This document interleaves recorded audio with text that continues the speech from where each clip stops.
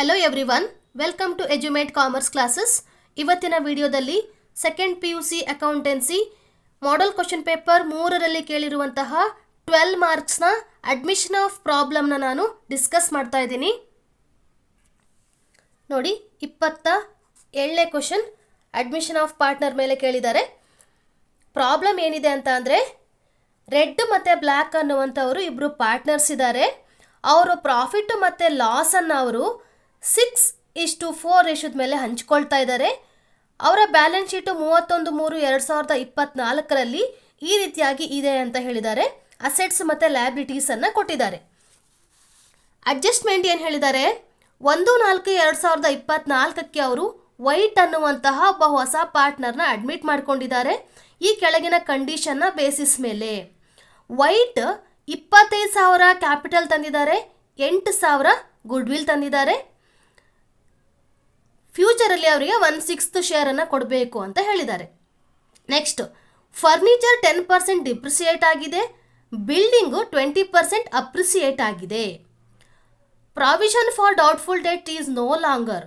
ನೋಡಿ, ಇಲ್ಲಿ ಪ್ರಾವಿಷನನ್ನು ಕೊಟ್ಟಿದ್ರು. ನೋಡಿ, ಡೆಟಾರ್ಸು ಲೆಸ್ PDD 2,000 ಲೆಸ್ ಮಾಡಿದ್ದಾರೆ. ಪ್ರಾವಿಷನ್ ಇತ್ತು, ಆದರೆ ಈಗ ಇಲ್ಲಿ ಏನು ಹೇಳಿದ್ದಾರೆ, ಆ ಪ್ರಾವಿಷನ್ ಈಗ ಇಲ್ಲ ಅಂತ ಹೇಳಿದ್ದಾರೆ. ನಾವು ಅದನ್ನು ಮತ್ತೆ ಫಾರ್ಮ್ಗೆ ತಗೊಂಡು ಬರಬೇಕೀಗ.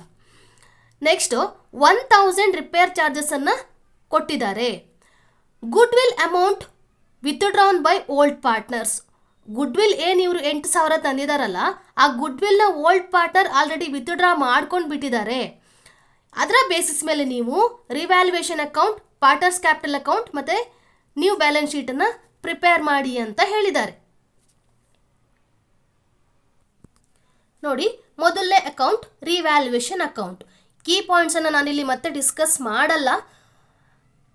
ಹಿಂದಿನ ಪ್ರಾಬ್ಲಮಲ್ಲಿ ಕೀ ಪಾಯಿಂಟ್ಸನ್ನು ಡಿಟೇಲ್ ಆಗಿ ಹೇಳಿದ್ದೀನಿ, ಯಾವ ಅಕೌಂಟಿಗೆ ಯಾವ ಎಂಟ್ರಿ ಹೋಗಬೇಕು ಅನ್ನುವಂಥದ್ದು. ರಿವ್ಯಾಲ್ಯೂಯೇಷನ್ ಅಕೌಂಟಲ್ಲಿ ಎಲ್ಲ ಅಡ್ಜಸ್ಟ್ಮೆಂಟ್ಗಳು ಕೂಡ ಎಂಟ್ರಿ ಆಗಬೇಕು. ಕ್ಯಾಪಿಟಲ್ ಮತ್ತು ಗುಡ್ವಿಲ್ಲನ್ನು ತಗೊಳ್ಬಾರ್ದು, ಬೇರೆ ಎಲ್ಲ ಕೂಡ ಇಲ್ಲಿ ಎಂಟ್ರಿ ಆಗಬೇಕು. ಅಡ್ಜಸ್ಟ್ಮೆಂಟ್ ನೋಡಿ, ಮೊದಲನೇ ಅಡ್ಜಸ್ಟ್ಮೆಂಟ್ ಕ್ಯಾಪಿಟಲ್ ಮತ್ತು ಗುಡ್ವಿಲ್ ರಿಲೇಟೆಡ್, ಅದನ್ನು ಬಿಡಿ. ನೆಕ್ಸ್ಟ್ ಅಡ್ಜಸ್ಟ್ಮೆಂಟ್ ಫರ್ನಿಚರ್ 10% ಡಿಪ್ರಿಸಿಯೇಟ್ ಆಗಿದೆ. ಫರ್ನಿಚರ್ ಅಮೌಂಟ್ ಎಷ್ಟು ಕೊಟ್ಟಿದ್ದಾರೆ, 30,000 ಕೊಟ್ಟಿದ್ದಾರೆ.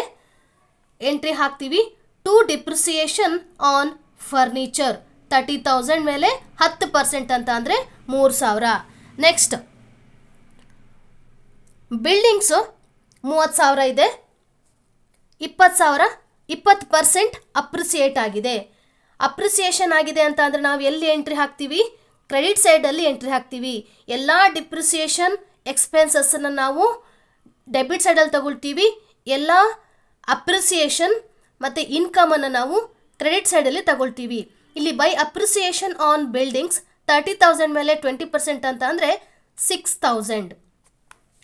Next adjustment doubtful debts provision ಏನು ಕೊಟ್ಟಿದ್ರು, ಈಗ ಇಲ್ಲ ಅಂತ ಹೇಳಿದ್ದಾರೆ. ಹಾಗಾದರೆ ಮೊದಲು ಎಷ್ಟು ಪ್ರಾವಿಷನ್ ಕೊಟ್ಟಿದ್ರು ಅವರು, 2,000.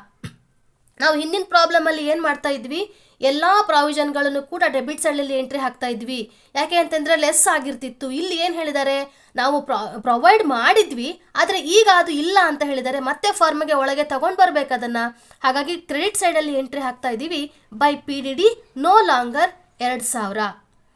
ನೆಕ್ಸ್ಟ್ ಅಡ್ಜಸ್ಟ್ಮೆಂಟ್ ನೋಡಿ, 1,000 ರಿಪೇರ್ ಚಾರ್ಜಸನ್ನು ಕೊಟ್ಟಿದ್ದಾರೆ. ರಿಪೇರ್ ಚಾರ್ಜಸ್ ಕೊಟ್ಟಿದ್ದಾರೆ ಅಂತ ಅಂದರೆ ಎಕ್ಸ್ಪೆನ್ಸಸ್ ಆಗಿದೆ. ಎಕ್ಸ್ಪೆನ್ಸಸ್ಸನ್ನು ನಾವು ಡೆಬಿಟ್ ಸೈಡಲ್ಲಿ ಎಂಟ್ರಿ ಮಾಡ್ತೀವಿ. To repair charges 1,000. ಅಡ್ಜಸ್ಟ್ಮೆಂಟ್ಗಳ ಎಂಟ್ರಿ ಎಲ್ಲ ಕೂಡ ಆಯಿತು. ಈಗೇನು ಮಾಡಬೇಕು, ನಾವು ರಿವ್ಯಾಲ್ಯೂಯೇಷನ್ ಅಕೌಂಟ್ನ ಟೋಟಲ್ ಮಾಡಬೇಕು. ಟೋಟಲ್ ಮಾಡಿದಾಗ 8,000 ನಮಗೆ ಪ್ರಾಫಿಟ್ ಬಂದಿದೆ, 4,000. 8,000 ಇನ್ಕಮಲ್ಲಿ 4,000 ಖರ್ಚಾಗಿದೆ, ಇನ್ನು 4,000 ನಮಗೆ ಪ್ರಾಫಿಟ್ ಆಗಿದೆ. ಆ ಪ್ರಾಫಿಟನ್ನು ಏನು ಮಾಡಬೇಕು, ನಾವು ಹಿಂದಿನ ಹಳೆಯ ಪಾರ್ಟ್ನರ್ಗೆ, ನಾವು ಓಲ್ಡ್ ಪಾರ್ಟ್ನರ್ಗೆ ಅದನ್ನು ಡಿಸ್ಟ್ರಿಬ್ಯೂಟ್ ಮಾಡಬೇಕು. ಡಿಸ್ಟ್ರಿಬ್ಯೂಟ್ ಮಾಡಬೇಕಾದ್ರೆ ಅವರು ರೇಷಿಯೋನ ಹೇಳಿದ್ದಾರೆ. ಅವರ ಪ್ರಾಫಿಟ್ ಮತ್ತು ಲಾಸ್ನ ಶೇರಿಂಗ್ ರೇಷಿಯೋ ಎಷ್ಟಿದೆ, 6:4 ರೇಷಿಯೋ ಅಂತ ಹೇಳಿದ್ದಾರೆ.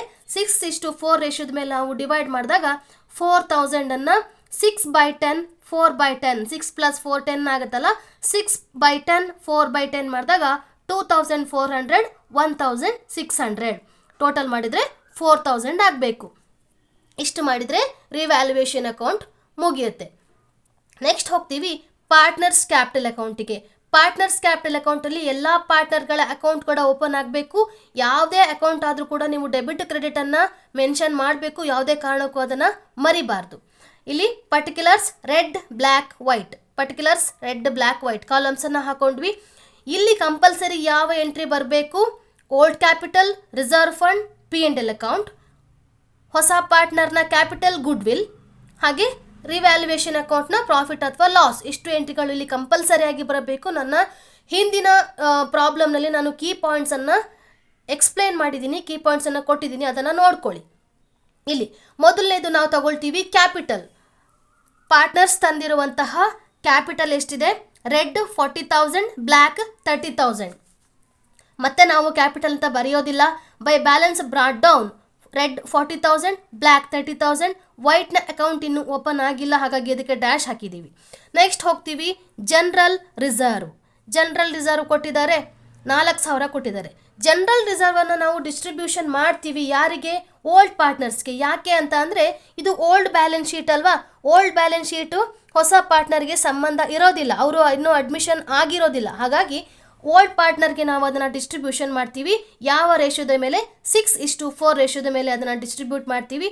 4,000 × 6/10, 4,000 × 4/10 ಮಾಡಿದಾಗ 2,400, 1,600 ಬರುತ್ತೆ. ವೈಟ್ ಕಾಲಮ್ಗೆ ಡ್ಯಾಶ್ ಹಾಕ್ತೀವಿ. ಈಗೇನು ಮಾಡಬೇಕು? ಹೊಸ ಪಾರ್ಟ್ನರ್ ಇಲ್ಲಿ ನೋಡಿ, ಕ್ಯಾಪಿಟಲ್ ಎಂಟ್ರಿ ಮಾಡಿದ್ದೀವಿ, ರಿಸರ್ವನ್ನು ಎಂಟ್ರಿ ಮಾಡಿದ್ದೀವಿ. P&L ಅಕೌಂಟ್ ಇದ್ದರೆ ಎಂಟ್ರಿ ಮಾಡ್ತೀವಿ, ಇಲ್ಲ ಹಾಗಾಗಿ ಅದನ್ನ ಬಿಟ್ಟಿದ್ದೀವಿ. ನೆಕ್ಸ್ಟ್ ಏನು ಮಾಡಬೇಕು? ಹೊಸ ಪಾರ್ಟ್ನರ್ ತಂದಿರುವಂತಹ ಕ್ಯಾಪಿಟಲ್ ಮತ್ತು ಗುಡ್ ವಿಲ್. ಹೊಸ ಪಾರ್ಟ್ನರ್ ಎಷ್ಟು ಕ್ಯಾಪಿಟಲ್ ತಂದಿದ್ದಾರೆ, ಎಷ್ಟು ಗುಡ್ ವಿಲ್ ತಂದಿದ್ದಾರೆ? 25,000 ಕ್ಯಾಪಿಟಲ್, 8,000 ಗುಡ್ ವಿಲ್. ಎಂಟ್ರಿ ಮಾಡ್ತೀವಿ. ಬೈ ಬ್ಯಾಂಕ್ ಅಕೌಂಟ್ ಕ್ಯಾಪಿಟಲ್ ಮತ್ತು ಗುಡ್ ವಿಲ್ 25 × 33,000, 33,000 ಟೋಟಲ್ ಮಾಡಿ ಇಲ್ಲಿ ಬರೆದಿದ್ದೀವಿ. 25,000 ಕ್ಯಾಪಿಟಲ್, 8,000 ಗುಡ್ ವಿಲ್, 33,000 ಆಯಿತು ಟೋಟಲ್. ನೆಕ್ಸ್ಟು ಇವರು ಏನು 8,000 ಗುಡ್ ವಿಲ್ ತಂದಿದ್ದಾರೆ, ಆ 8,000 ಗುಡ್ ವಿಲ್ಲನ್ನು ಅವರು ಯಾರಿಗೆ ಕೊಡಬೇಕು? ಓಲ್ಡ್ ಪಾರ್ಟ್ನರ್ಗೆ ಕೊಡಬೇಕು. ರೆಡ್ ಮತ್ತು ಬ್ಲ್ಯಾಕ್ ಇದಾರಲ್ಲ ಓಲ್ಡ್ ಪಾರ್ಟ್ನರ್, ಅವರಿಗೆ ಅದನ್ನು ಕೊಡಬೇಕು, ಅವರು ಡಿಸ್ಟ್ರಿಬ್ಯೂಟ್ ಮಾಡಬೇಕು. ನಾವೀಗ ಅದನ್ನು ಡಿಸ್ಟ್ರಿಬ್ಯೂಷನನ್ನು ಎಂಟ್ರಿಯನ್ನು ತೋರಿಸ್ಬೇಕು. ಯಾರು ಕೊಡಬೇಕು ಗುಡ್ ವಿಲ್ಲನ್ನು? ವೈಟ್ ಕೊಡಬೇಕು. ಯಾರ ಅಕೌಂಟಿಂದ ಹೋಗಬೇಕು? White's capital account. White's capital ಅಕೌಂಟಿಂದ ಯಾರ ಅಕೌಂಟಿಗೆ ಹೋಗಬೇಕು? Red's capital account, black capital account.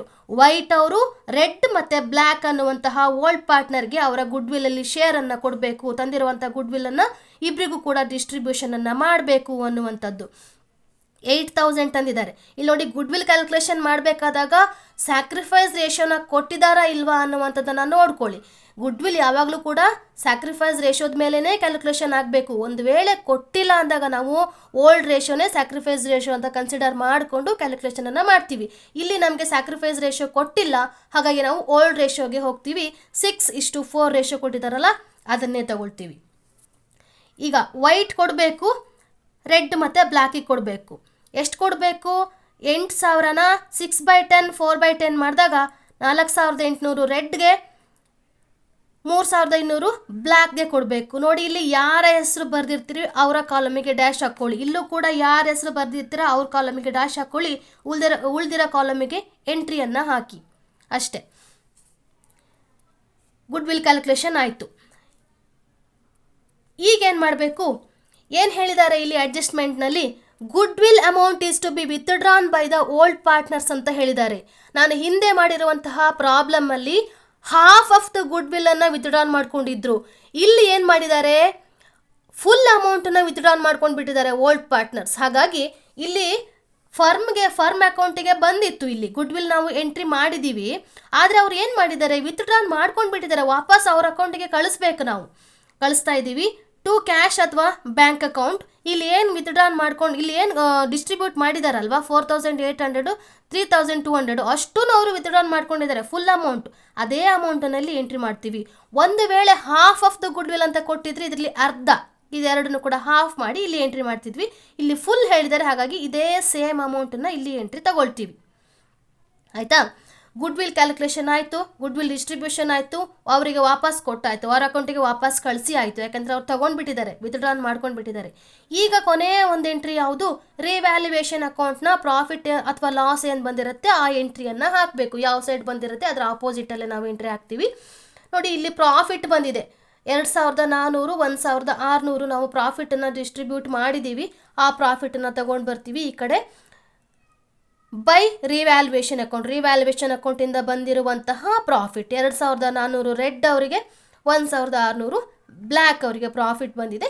ಅದನ್ನು ನಾವಿಲ್ಲಿ ಎಂಟ್ರಿಯನ್ನು ಮಾಡ್ತೀವಿ. ಕ್ಯಾಪಿಟಲ್ ಎಂಟ್ರಿ ಆಯಿತು, ರಿಸರ್ವ್ ಎಂಟ್ರಿ ಆಯಿತು, P&L ಅಕೌಂಟ್ ಇಲ್ಲ, ಮತ್ತು old new partner capital goodwill entry ಆಯಿತು, ಗುಡ್ವಿಲ್ ಕ್ಯಾಲ್ಕುಲೇಷನ್ ಆಯಿತು, ಗುಡ್ವಿಲ್ ವಿತ್ಡ್ರಾನ್ ಮಾಡ್ಕೊಂಡಿರೋದಾಯಿತು, ರಿವ್ಯಾಲ್ಯೂಯೇಷನ್ ಅಕೌಂಟು ಪ್ರಾಫಿಟ್ ಅಥವಾ ಲಾಸ್ ಆಯಿತು. ಇಷ್ಟು ಎಂಟ್ರಿ ಆದಮೇಲೆ ಪಾರ್ಟ್ನರ್ಸ್ ಕ್ಯಾಪಿಟಲ್ ಅಕೌಂಟಲ್ಲಿ ಎಂಟ್ರಿಗಳೆಲ್ಲವೂ ಕೂಡ ಮುಗಿಯುತ್ತೆ. ಈಗ ನಾವು ಟೋಟಲನ್ನು ಮಾಡ್ತೀವಿ. 33,000,